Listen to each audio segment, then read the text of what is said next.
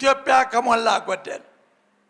ከሞላ ጎደል የሰማይ ሃይማኖቶችን ተቀብላ ያስተናገደች አገር ነች።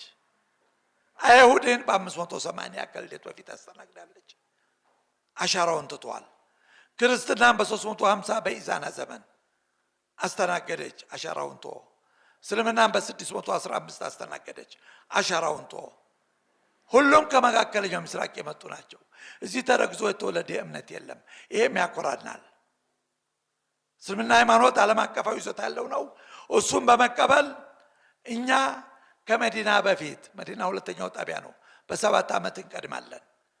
ከሲሪያ ከኢራቅ በፊት በ18 ዓመት፣ ከፈለስጢን በፊት በ21 ዓመት፣ ከግብጽ በፊት በ24 ዓመት፣ ከአልጀርስ ከሞሮኮ በፊት በ27 ዓመት፣ ከሱዳን በፊት በ36 ዓመት፣ ከቱርክ ከኢራን በፊት በ76 ዓመት፣ ከፓኪስታን ከህንድ በፊት በ170 ዓመት እንቀድማለን።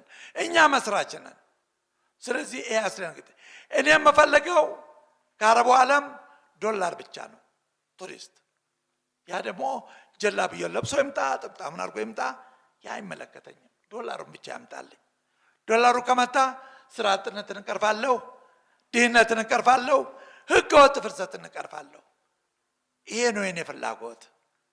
በበኩሌ እንደ ኢትዮጵያዊ ያንን መስራት አልቻልንም።